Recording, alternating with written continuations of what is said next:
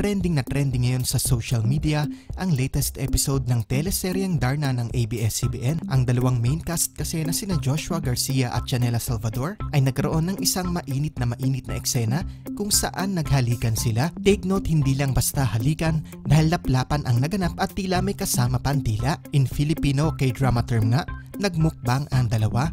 Panoorin natin ang nasabing eksena.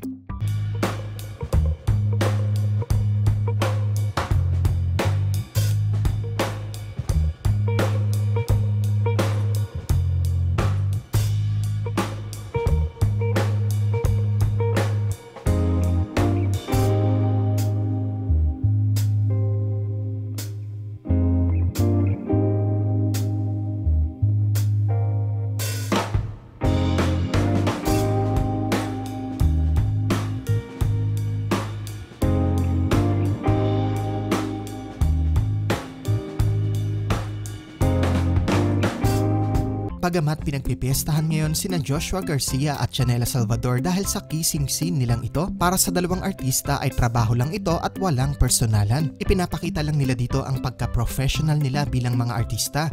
Sa yung girlfriend ni Joshua Garcia na si Bella Racelis ay siguradong walang dapat ipag-alala sa eksenang ito.